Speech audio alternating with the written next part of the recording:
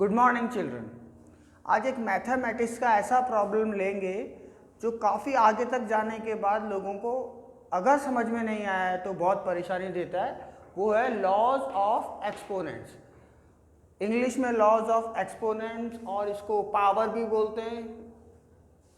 Laws of power are है ये, laws of power. Hindi में इसको बोलते हैं घातांक के नियम। तो जो घात होती है वो मैं आपको समझाता हूँ। घात या पावर या एक्सपोनेंट जो आप बोलते हो, इसको इंडेक्स भी बोलते हैं। वो क्या होता है, कोई भी एक अक्षर या संख्या मान लेते हैं, हम मान के चलेंगे, माना एक संख्या कोई सी भी हो सकती है, ये x है। अब ये जो पावर होती है ये लगती है इसके ऊपर। मैथ्स में आपने देखा होगा या सुना होगा x raise to the power. तो जो ये पावर होती है ये लगती है यहाँ, दिख रहा होगा, नहीं तो जूम कर लेंगे हम लोग। तो x की ये ऊपर जो संख्या लिखी जाएगी वो पावर, इसको बोलते हैं बेस। इसको बोलते हैं हम x is known as base. और जो यहाँ पर संख्या ऊपर लिखी जाती है साइड में वो कहलाती है पावर, या इसको आप हिंदी में बोलते हैं घात, और इसको बोलते हैं आधार। आधार और घात। अब ये आपका सबका पढ़ा हुआ है, वापस में समझाता हूँ। जैसे लिखा होता है 25 की घात 6, ये शॉर्ट फॉर्म की गई है। इंग्लिश में भी शॉर्ट फॉर्म कर देते हैं, ऐसे मैथ्स में भी, क्योंकि इसका मतलब है 6 बार 25 से गुणा हो रहा है। 6 बार 25 से गुणा हो रहा है। तो इतना बड़ा अगर आप संख्या लिखेंगे तो ऐसी होगी 25 इंटू 25 इंटू 25 इंटू, और ये आपको लिखना होगा 6 बार। तो इतनी बड़ी संख्या लिखने के लिए उसका एक शॉर्ट फॉर्म बना दिया पावर या घात। अब हम लेते हैं, अब हम घात के नियम सीखते हैं। तो सबसे पहले जब आपको घात के नियम या लॉज ऑफ एक्सपोनेंट सीखना है तो आपको मालूम होना चाहिए कि इसमें दो चीज होती है। एक होता है आपका बेस, बेस मतलब आधार, और इसके ऊपर जो लिखा जाता है वो सब कहलाता है पावर, एक्सपोनेंट या घात। और अब मान लीजिए अगर मैं लिखता हूं, मैं एक बेस ले रहा हूं x। अब इसके ऊपर ये कुछ भी हो सकता है, आप x ले सकते हो, a ले सकते हो, b ले सकते हो, कोई सा भी अल्फाबेट ले सकते हो। और इसके अंदर यहां पर लिखी जाती है पावर। पावर को हम कंसीडर कर लेते हैं m से। तो ये यहां पर लिखा हुआ है m।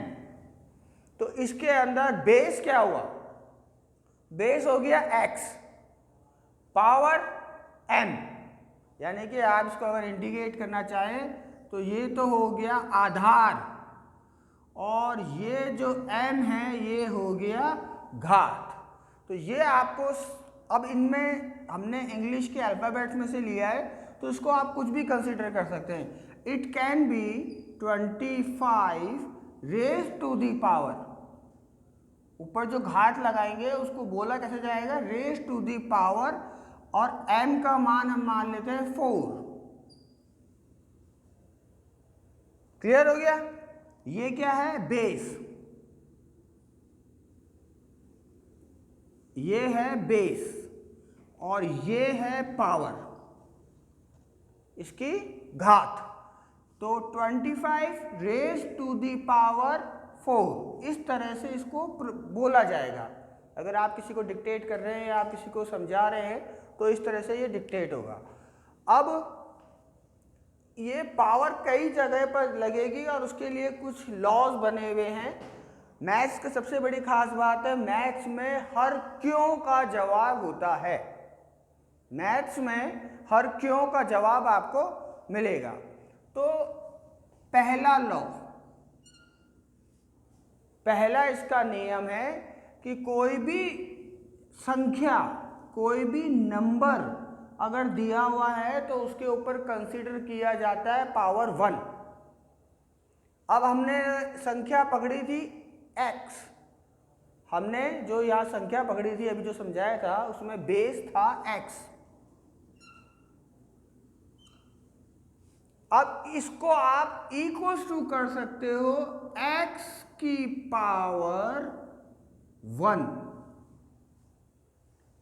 आप वो क्या है, ये अगर x लिखा हुआ है तो you can say that s is raise to the power 1। ये जो पावर होती है ये मल्टीप्लिकेशन बताती है कि कितनी बार मल्टीप्लाई हो रहा है बेस। तो ये बेस यहाँ पे कितनी बार मल्टीप्लाई हो रहा है, एक बार। तो x, ये इसकी वैल्यू क्या होगी, इट विल बी x। एक एग्जांपल देते हैं। मान लीजिए सपोज, इंग्लिश के बच्चे लिखते हैं सपोज और हिंदी के बच्चे लिखते हैं माना। माना x बराबर 5, माना x इज इक्वल टू 5। तो अब हमको ये सॉल्व करनी है इक्वेशन। तो हम क्या करेंगे, x यानी कि बेस यानी कि 5 यानी कि 5, तो इसकी जगह लिखेंगे 5 और इसका मतलब क्या है, it is raise to the power 1। तो ये 1 इज इक्वल टू कितना होगा, 5। मैथ्स में जिस तरह से किसी संख्या के आगे प्लस या माइनस का साइन नहीं लगा होता है तो उसका अर्थ होता है कि वो संख्या धनात्मक या पॉजिटिव या प्लस है, तो ये प्लस का 5 माना जाएगा। इसी तरह से अगर ऊपर पावर नहीं लगी हुई है तो it is considered as the raise to the power 1। अगर किसी भी संख्या के आगे ऊपर कोई घात नहीं लगी है तो उसको ये माना जाएगा कि उसकी पावर 1 है। जरूरत पड़ने पर आप उसको लिख सकते हैं। अब ये हो गया आपका 1, ये आपको समझ में आ गया होगा। ये आप चाहे तो इसको एक अलग पेज पे ऐसे लिख सकते हैं, मैं यहाँ लिख देता हूँ लॉ। पहला जो हमारा इतना बोर्ड काम में आ नहीं रहा और आपके आ भी रहा होगा कि x is equal to x की पावर 1 इक्वल्स टू x। अब आपको हम दूसरा जो नियम है वो सिखाते हैं। 1 से छोटा क्या होता है, 0।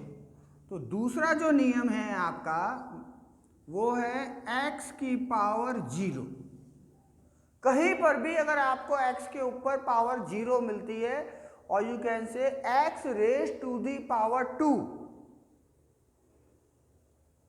x raise to the power 1, x raise to the power y, और यू कैन से यहां पर हम बोलेंगे x raise to the power 0।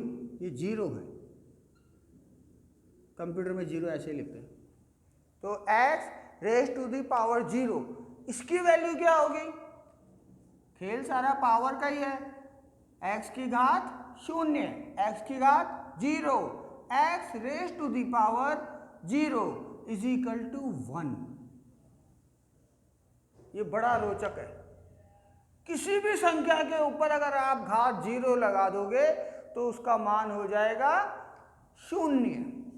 दूसरा जो हमारा लॉ निकला, x raise to the power 0 is equal to 1। ठीक है, एग्जाम्पल समझ लेते हैं। अब आप x की वैल्यू माना आपने 4 है, तो ये हो गया x की 4 की पावर 0, क्योंकि हमने क्या माना, x इज इक्वल टू 4, ये आपने माना है। तो इज इक्वल टू इसके हिसाब से 4 की power 0, 4 raise to the power 0, it will be 1। इसका आंसर 1 ही आएगा। कहीं पर भी आपको किसी क्वेश्चन के अंदर, किसी प्रॉब्लम के अंदर अगर ये लिखा होता है तो आप उसको 1 कर दें, 4 ही नहीं। अगर x की वैल्यू आपने लिख दी 5, 5, 9, 9, 6, 7, 2, 0, 0, ये x की वैल्यू है। अब इसके ऊपर अगर मैं पावर 0 लगा दूं, अगर इसके ऊपर हम कर देते हैं रेज टू दी पावर 0, तो इतनी बड़ी संख्या का भी मान कितना हो जाएगा, बोलो, 1 हो जाएगा। मतलब अगर आपने लिखा कि मैं आपको 20 करोड़ रुपए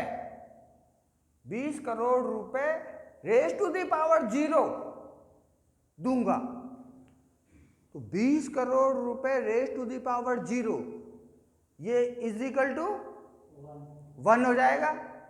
आप बोलते नहीं हो, बोला करो।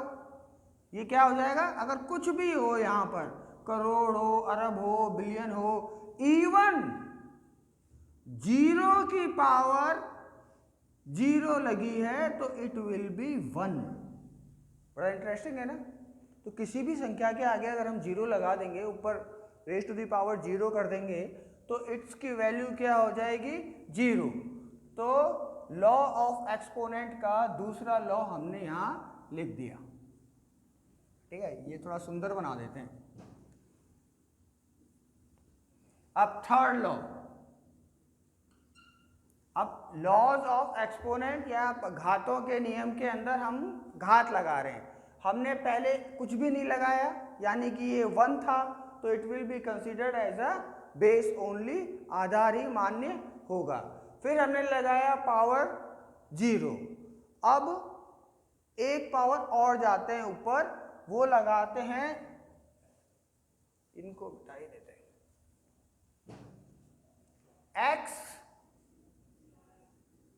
रेज टू द पावर -1, इसकी वैल्यू क्या होगी। तो घातों के नियम में और लॉज ऑफ एक्सपोनेंट्स के अंदर, लॉज ऑफ पावर्स के अंदर ये होता है कि अगर ये पावर -1 है अंश पर, तो ये संख्या अगर हर में जाएगी, मतलब न्यूमरेटर से इसको डिनोमिनेटर बना देंगे, तो इसकी पावर चेंज हो जाएगी।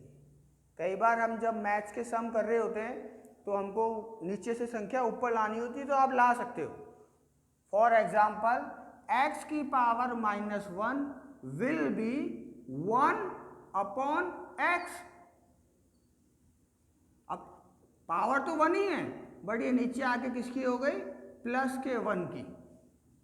और यू कैन से 1/x। ये प्रॉब्लम सॉल्व हुई। तीसरा लॉ है ये, तो तीसरा लॉ यहां लिख देते हैं एक बार, x raise to the power -1 is equal to 1/x raise to the power +1, और यू कैन से 1/x। 1/x आप इसको बोल सकते हैं, रेज टू द पावर -1 का डिनोमिनेटर में, हर में जब ये गया तो ये क्या हो गया, आप समझते हैं ना, न्यूमरेटर डिनोमिनेटर। अगर कोई x और y लिखा हुआ है, x/y, या हिंदी में हम इसको बोलते हैं x/y, तो जो बटे की संख्या है ये कहलाती है हर और ये कहलाती है अंश। अंश और हर। तो अगर इस संख्या को बदल दिया जाए, अब अपन एग्जाम्पल दूसरा लेते हैं। एक एग्जाम्पल लिया, x की पावर -1, यहां पर माना x is equal to, suppose x is equal to 5, तो ये क्या हो जाएगा, according to the third law, sorry, ये जो x की जगह आप क्या लिखोगे, 5, और रेज टू द पावर -1, इसको हम सॉल्व करेंगे तो जो हमारा नियम है घातांक का, उसके हिसाब से ये 1/5 1/5 हो जाएगा। कैसे हुआ, इसकी पावर नेगेटिव थी या माइनस में थी या ऋणात्मक थी, तो जब ये न्यूमरेटर से डिनोमिनेटर में गया तो ये हो गई प्लस की। अगर ये प्लस की होती, x इज इक्वल टू 5, तो इसको हम ऐसे भी लिख सकते हैं कि 1 अपॉन, इसकी पावर प्लस में है ऊपर, ये नीचे गई तो किसकी हो गई, -1। 1। मतलब जगह बदलने पर अंश से अगर संख्या हर में गई तो उसकी घात बदल जाएगी। अगर हर से अंश में गई, डिनोमिनेटर से न्यूमरेटर के अंदर अगर वो गई तो इसकी घात प्लस हो जाएगी। यही हमारा फोर्थ नियम है।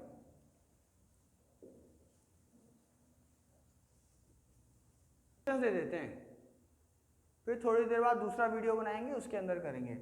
तो देखिए, पहला जो आपका लॉ था क्वेश्चन x की पावर ये, तो आप बताएं x if x is equal to 5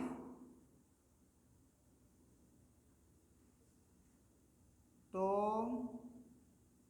5 raise to the power 1 ये क्या होगा, ये आपको सॉल्व करना है।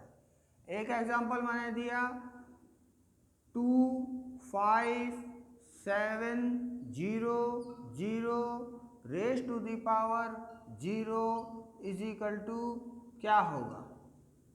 एक और लिख लो 9 2 5 1 4 4 8 3 9 9251448399 स्कूल का नंबर है। इसके ऊपर पावर 0 लगा दी तो क्या होगा, 2 लॉ हो गए।